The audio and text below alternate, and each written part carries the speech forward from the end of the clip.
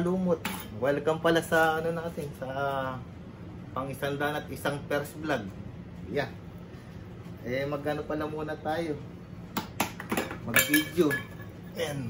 Pwede pala ako mag-video ngayon. Yeah. Wala naman kasi tayong gagawin ngayon kaya gumawa tayong paso. Pero pala ginagawa nating paso. Pinakukunat natin ng konti para pagpahid natin di mahulog at matibag. Pala nauna, kapatid. Ginawa ko kanina 4 na oras ko atang ginagawa. Paikutin natin. Ayan, tapos may kapatid pa siya rin yung 4. Ayan. Ano yan? 24 by 18 by 7. Yan ang sukat ng paso natin. Tapos simula na tayo nang tayo makatagpos. Nilagyan ko ng voiceover at hindi pwedeng gumagawa ng paso. Tapos busa ng busa. Pagdadaldal ako ng dadaldal habang gumagawa ng paso, baka hindi ako mayari. Ayan. Nakakunat na ng konti. Pwede na nating pahiran ng pangalawang layer para mabuo profile ng paso. Binilisan ko ng konti at naknukan nga ako ng bagal kumilos.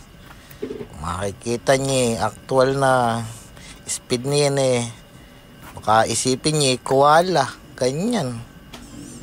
Marahan. Ayan.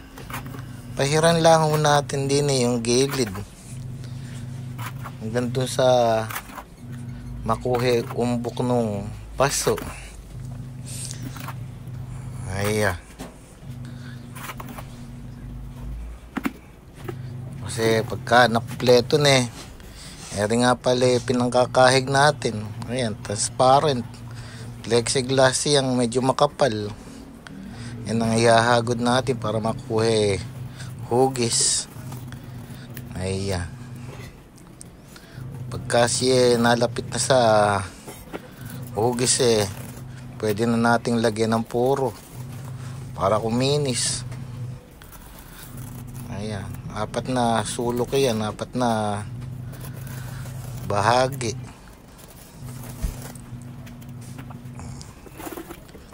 Lumalapit na sa katotohanan. Hugas lang ng hugas. Ayan. Sa mga nagtatanong kung hindi ba humahapdi kamay dinin, nakaw. May kahapdian. Lalo pagkababad. Pinasok ng tubig, malakas sumunog ng balatering semento. Tas bubudburan natin ng purong semento na may halong pangkulay. Red cement nakahalo rin para magkulay ganiyan. Kulay antik. May kwento ko lang. Ang pinapanood ko nga pala ngayon si Kuya Raul ng Pinoy Equatorial Guinea. Ayan. Nai-inspire sa kaniyang ginagawa. Akalain mo may nakilalang mga taga-ibang nasyon. Nagkaroon ng kabarkada sa Africa. Sinama lahat din sa Pilipinas. Yung nanay saka yung 5 anak. Gusto rin natin yung ganun, yung tayo nakakatulong sa ibang tao, lalo na doon sa nangangailangan saka sa mahihirap. Gustong gusto natin. Kaya lang naalala ko ako pala mahirap. Pagtulong naman hindi naman kailangan na yung puro salapi, ganyan. Pwedeng tumulong sa halimbawa gagamitin mo yung lakas mo, yung talent mo, ganyan. O kaya yung yung paggawa ng mga makakabuluhang mga video, yung may saysay. Pero lang Bakit lang. Shoutout nga pala kay Kuya Raul ng Pinoy Equatorial Guinea.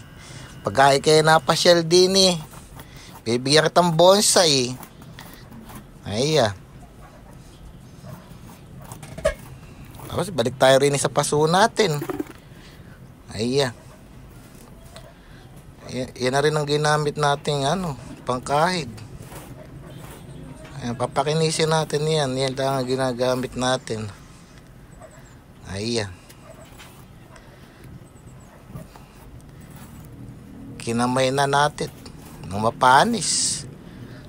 Ayan. Bakit kaya hintuturo ko? Babad.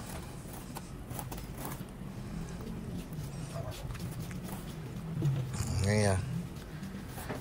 Yung mga butas na yan, dadagdagan pa natin ng ng puro pangkulay para sumara.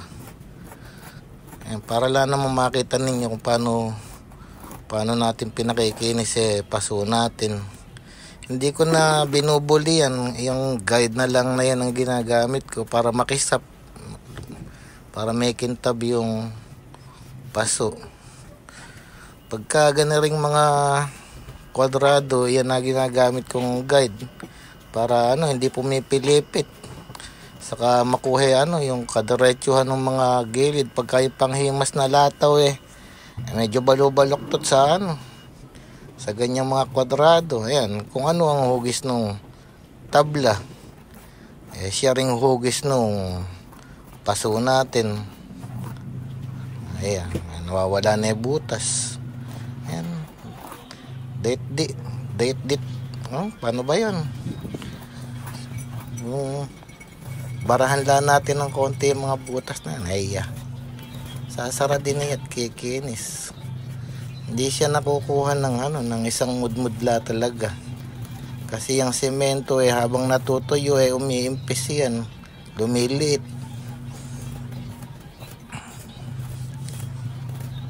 Nawawala tubig.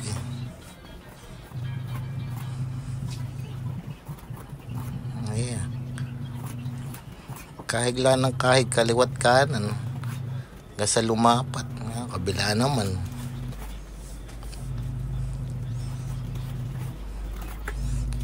Nakasakripisyo talaga daliri. Talagang ganun, yan ang kabuhayan natin.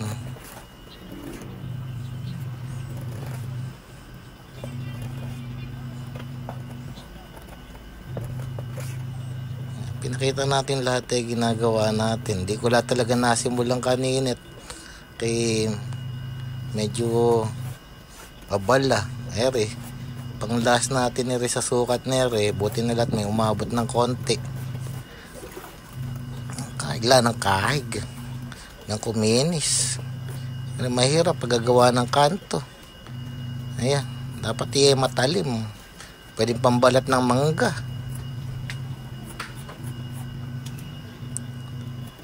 Ayan.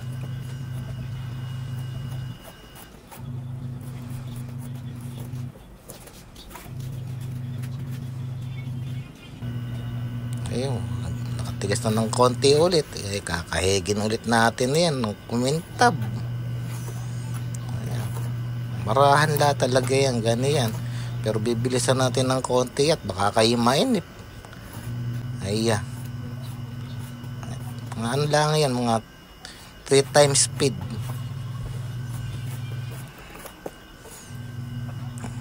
Matatapos din yan. Ayan.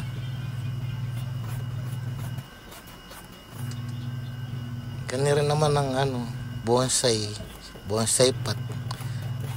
Hindi naman kailangan sobrang elaborate ng mga design. Kailangan mas maganda pa rin halaman kaysa dun sa paso. Bakit daw ba paano naging bonsai pot? Parehas lang naman yan ng mga ordinaryong paso. Ang bonsai pot meron lang paa. Yun lang pagkakaiba niya. Basta ang paso may paa, siya nakalalamang na bonsai pot.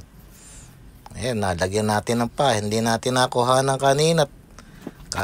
Kalaki napindot hindi ko pala napindot. May paa na, pinapatag na natin ilalim.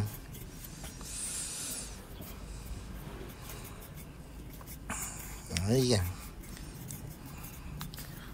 Mapatay ilalim. Maganda rin makinis sa ilalim. ng pagbuhat mi, hindi ka masalubsob. Ay, sa bigat nere, aabuti nere, hindi pagkaya rin nalagyan ng halaman eh. Hindi kaya nang ikaw mag-isa. Kailangan ni Ricky may makakatulong magbuhat. Ayan, butasan natin. Huwag natin kalimutang lagyan ng butas. Eh, lata ng sardinas yung butas natin para siguradong hindi magbabara. Eh, dyan kadalasang nauutas bonsai. Pagkaya nagbara. Eh, malamang mabulok ugat. Himasin ulit natin yung mga nakatayo. Tapos bilogin ulit natin ng pambutas natin yung sumasarang butas. Pati yung yung butas ng talian. Ayan.